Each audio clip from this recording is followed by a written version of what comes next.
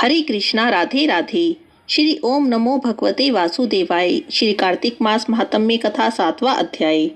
नारद जी कहते हैं, हे राजन, कार्तिक मास में व्रत करने वाले के नियमों को अब मैं संक्षेप में बताता हूँ, आप सुनिए। व्रती को सब प्रकार के आमिष, मांस, उड़द, राई, खटाई, नशीली वस्तुओं का त्याग कर देना चाहिए।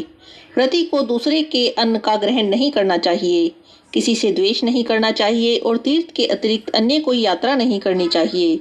देवता, वेद, ब्राह्मण, गायें, व्रती, नारी, राजा और गुरुजनों की निंदा नहीं करनी चाहिए। व्रती को दाल, तिल, पकवान और दान किया हुआ भोजन ग्रहण नहीं करना चाहिए। किसी की चुगली नहीं करनी चाहिए, निंदा भी नहीं करनी चाहिए। किसी भी जीव का मांस छूना नहीं चाहिए। पान, कत्था, चूना, नींबू, मसूर, बासी और झूठे अन्न का प्रयोग नहीं करना चाहिए। गाय, बकरी, भैंस के अतिरिक्त अन्य किसी पशु का दूध नहीं पीना चाहिए। कांसी के पदार्थ में रखा हुआ पंचगव्य, बहुत छोटे घड़े का पानी और केवल अपने लिए ही पका हुआ अन्न प्रयोग करना चाहिए। कार्तिक माह का व्रत करने वाले मनुष्य को सदैव ब्रह्मचर्य का पालन करना चाहिए। उसे धरती पर सोना चाहिए और दिन के चौथे पहर में केवल एक बार पत्तल में भोजन करना चाहिए।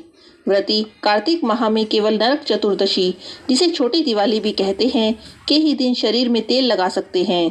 कार्तिक माह में व्रत करने वाले मनुष्य को सिंघाड़ा, प्याज, मट्ठा, गाजर, मूली, काशीफल, लौकी, तरबूज, इन वस्तुओं का प्रयोग बिल्कुल भी नहीं करना चाहिए।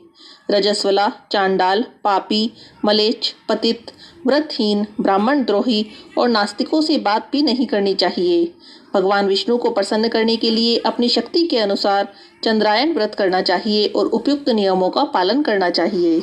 कार्तिक मास के व्रत करने वाले को प्रतिपदा को कुम्हड़ा, द्वितीया को कटहल, तृतीया को तरुणी स्त्री, चतुर्थी को मूली, पंचमी को बेल, षष्ठी को तरबूज, सप्तमी को आंवला, अष्टमी को नारियल, नवमी को मूली, दशमी को लौकी, एकादशी को परवल, द्वादशी को बेर, त्रयोदशी को मट्ठा, चतुर्दशी को गाजर, पूर्णिमा को शाक का प्रयोग नहीं करना चाहिए।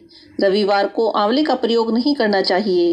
कार्तिक माह में व्रत करने वाला मनुष्य यदि इन शाकों से किसी शाक का सेवन करना चाहे तो पहले ब्राह्मण को देखकर ग्रहण करे।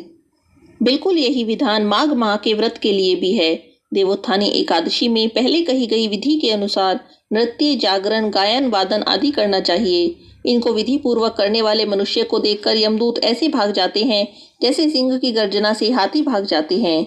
कार्तिक माह का व्रत सभी व्रतों में श्रेष्ठ है।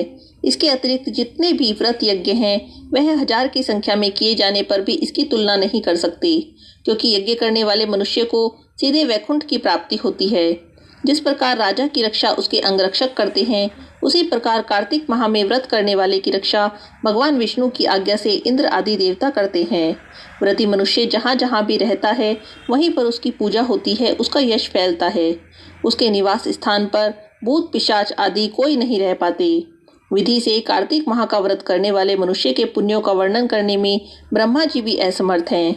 यह व्रत सभी पापों को नष्ट करने वाला है, पुत्र पौत्र प्रदान करने वाला और धन धान्य की वृद्धि करने वाला है। कार्तिक मास महात्म्य कथा 7वां अध्याय समाप्त। हरे कृष्णा, राधे राधे।